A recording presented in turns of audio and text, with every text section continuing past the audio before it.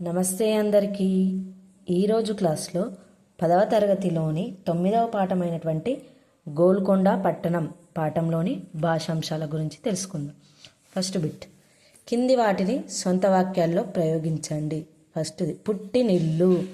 గోల్కొండ వజ్రాలకు పుట్టినిల్లు. పాటుపడడం. ప్రతి పౌరుడు సమాజ శ్రేయస్సు కోసం పాటుపడడం ముఖ్యం. పీడ వదలడం. దేశం బాగుపడాలంటే అవినీతి పీడ వదలడం అతి ముఖ్యం. తలదాచుకోవడం.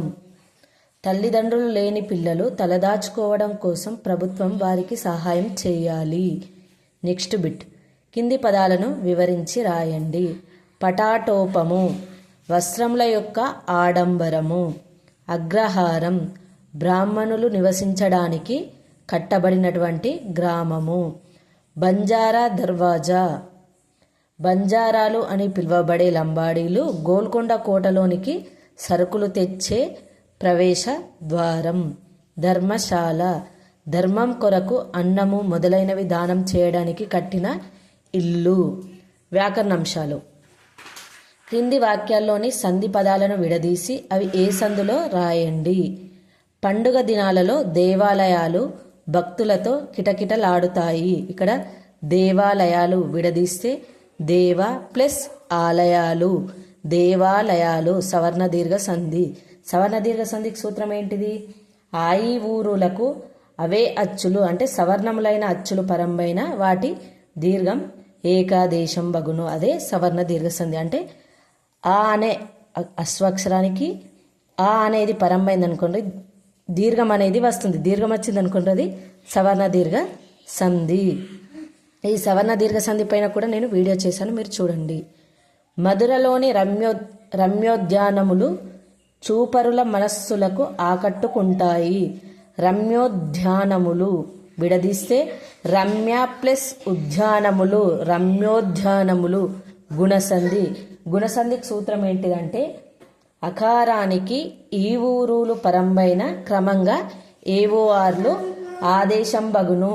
అంటే ఏంటిది? ఇక్కడ రమ్య మ్యా అంటే ఇందులో ఆ అనే అచ్చుంది కదా, ఆకి ఊ అనేది పరంబైంది అనుకోండి, ఓ అనేది వస్తుంది. రమ్యోద్యానములు.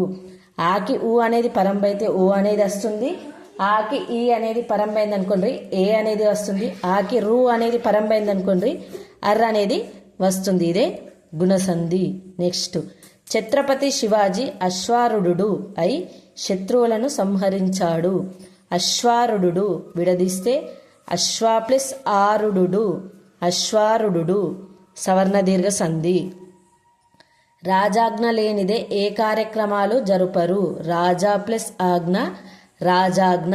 ఇది సవర్ణ దీర్ఘ సంధి. ఈ సంధుల పైన నేను వీడియో చేశాను, మీరు చూడండి. నెక్స్ట్ బహువ్రీహి సమాసం. బహువ్రీహి సమాసం అంటే ఏంటిదంటే అన్య పదార్థ ప్రాధాన్యం కలదే బహువ్రీహి సమాసం. అంటే ఏంటిదంటే పూర్వపదానికి కానీ ఉత్తర పదానికి కానీ రెండింటికి అంత ప్రాధాన్యత అనేది ఉండదు. ఈ రెండు పదాలను కలిపినప్పుడు వచ్చే కొత్త పదానికి మాత్రమే ప్రాధాన్యత అనేది ఉంటుంది. అదే బహువ్రీహి సమాసం. ఆజాను బాహుడు అంటే జానువుల వరకు బాహులు కలవాడు. ముక్కంటి అంటే మూడు కనులు కలవాడు. గరుడ వాహనుడు, గరుడు వాహనముగా కలవాడు.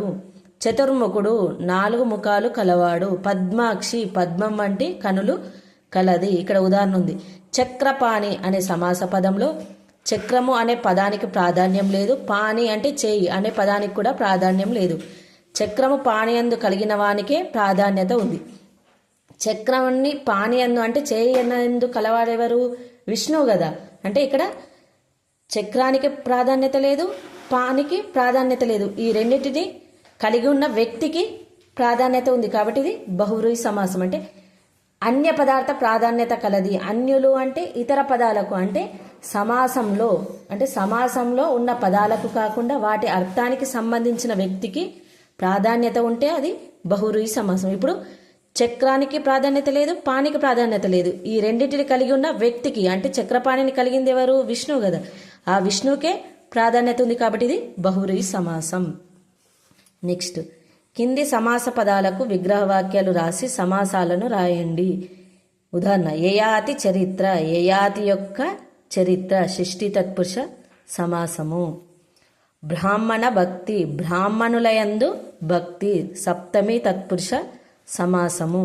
నీలవేణి నీలమైన వేణి కలది బహురీ సమాసం. పుష్పగుచ్చము పుష్పముల యొక్క గుచ్చము షష్ఠీ తత్పురుష సమాసము. గోల్కొండ పట్టణము గోల్కొండ అను పేరు గల పట్టణము సంభావన పూర్వపద కర్మాధారయ సమాసము.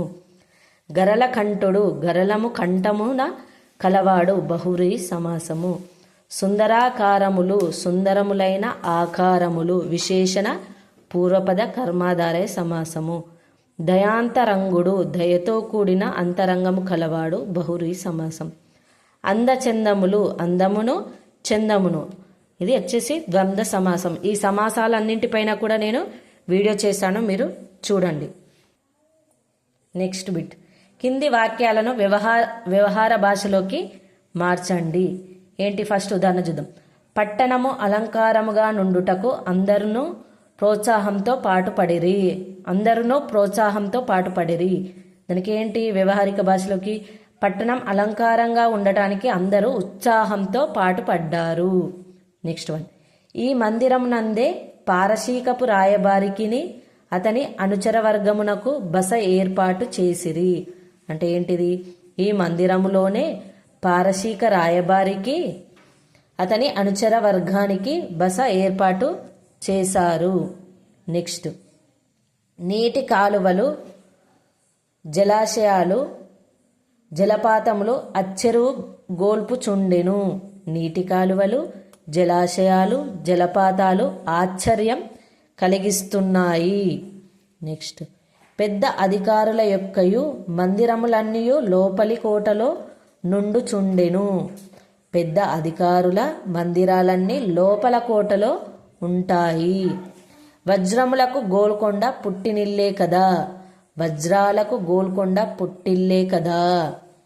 పట్టణంలోకి సరుకు అంతయు బంజారా దర్వాజా ద్వారానే వచ్చుచుండును. పట్టణంలోకి సరుకంతా బంజారా దర్వాజా నుండే వస్తూ ఉంటుంది. నెక్స్ట్ వీడియోలో మళ్ళీ కలుద్దాం. ధన్యవాదములు.